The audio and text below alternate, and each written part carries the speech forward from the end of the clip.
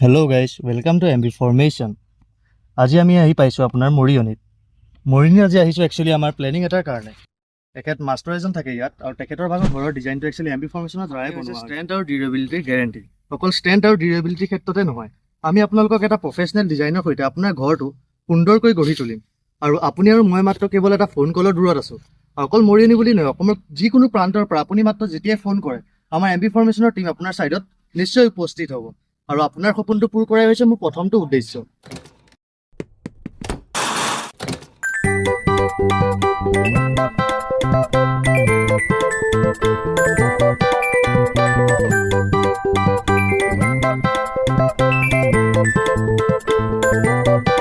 নহয় নদী হ'লহেঁতেন তেতিয়াও আমি গ'লোহেঁতেন, লাগিলে সাঁতুৰি হ'লেও আপোনাৰ ঘৰৰ সপোনটো পূৰা কৰিহে আহিম।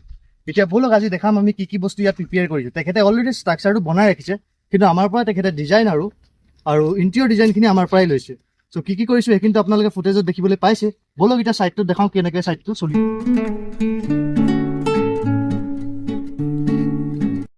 মই ফোন কৰিম ভাবিছিলোঁ আৰু এই কিমান ফোন আমি বনাই দিলোঁ। ঠিক আছে, এই ডিজাইনটো চাই পেলাই আপুনি কেনেকুৱা অনুভৱ কৰিছে আৰু আপোনাৰ মতামত কি? ফাৰ্ষ্ট কথা, ঘৰৰ কথা যদি মই চিন্তা কৰিছিলোঁ, তেতিয়া মই ফেচবুকতে যেনিবা স্কুল কৰোঁতে পাইছিলোঁ আপোনালোকৰ নম্বৰটো পাই পেলাই মই ভাবিলোঁ যে আপোনালোকৰ যোগেদি যদি মই কৰোঁ নিশ্চয় ভাল লাগিব। আৰু সেইটো চিন্তা কৰি পেলাই আপোনালোকক মাতিলোঁ, আপোনালোক আহিলে, গতিকে চাই মেলি গ'ল। তাৰপিছত আপোনালোকৰ কথা পাতি ভাল লাগিলে। তাৰপিছত আৰু এই যে কামখিনি আগবাঢ়িলে, আজি ফাইনেলি মই পালোঁ। কিন্তু মই ভবা নাছিলোঁ যে ইমান ভাল হ'ব। মানে আপোনালোকে কৈ আছিলে, বাট যেতিয়া কওঁতে মই ভাবিছিলোঁ যে ঠিকে আছে, কৈছে আৰু কেনেকুৱা বা হ'ব চাম আৰু এনেকৈ ভাবিছিলোঁ। কিন্তু মোৰ দেন মাই এক্সপেক্টেশ্যন। সেইটো আপোনালোকক থেংক ইউ ক'ব লাগিব যে আপোনালোকে বাৰে বাৰে আহিলে আৰু ইমানখিনি কাম কৰি দিলে। মই কিন্তু extremely happy, extremely happy. From the core of my heart I am saying I am extremely happy. মই ভবা নাই ইমান ভাল হ'ব বুলি, কিন্তু মই যেন ভাবিছিলোঁ তাতকৈ বহুত ভাল হৈছে। আৰু মই আশা কৰি আপোনালোকে যেনেকৈ ইয়াত বনাইছে তেনেকৈ মই বনাই দিম। নিশ্চয় নিশ্চয় দেই, সেইটো আশা থাকিল।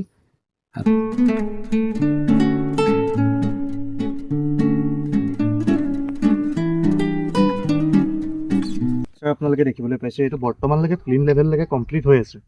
আৰু প্লেন লেভেলৰ পিছত আমাৰ ক্লাইণ্টে মাতিছিলে, কাৰণ কিয়নো এই ঘৰটো এতিয়া কি বনিব, কেনেকৈ বনিব, তেখেতে কোনো ধৰণৰ প্লেনিং কৰা নাছিলে। প্লেনিং বনোৱা নাই, ডাইৰেক্ট খুঁটাখিনি উঠোৱা গৈছিলে। আৰু খুঁটাখিনি উঠোৱাৰ ফলত এতিয়া এটা প্ৰব্লেম হৈ গ'ল যে ক'ত কি ৰুম বহিব, কোনটো হল হ'ব, কোনটো মাষ্টাৰ বেডৰুম হ'ব, ষ্টেয়াৰটো কোনফালে যাব। এই গোটেইখিনি প্ৰব্লেমত তেওঁ ফচি আছিলে।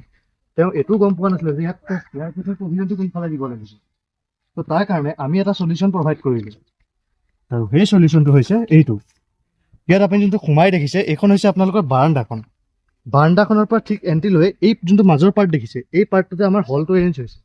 এইফালে ঠিক এল পেটাৰ্ণৰ ষ্টেয়াৰটো ওপৰলৈ গুচি গৈছে।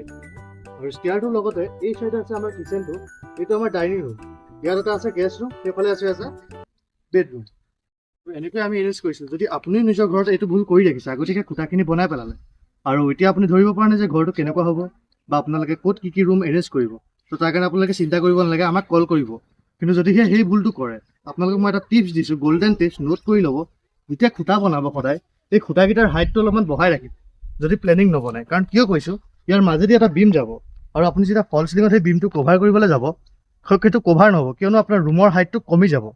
চ' ৰুমৰ হাইট যদি কমাবলৈ মন নাই, তেতিয়াহ'লে আপোনালোকে এই খুঁটাটো যেতিয়া ঢালিব, খুঁটাটো 12 ফুট হাইট কৰি ঢালিব। যদিহে আপুনি মিস্ত্ৰী মতে ডাইৰেক্ট ঢালিছে, যদি প্লেনিং কৰি ঢালিছে, তেতিয়াহ'লে কোনো ধৰণৰ প্ৰব্লেম নাই।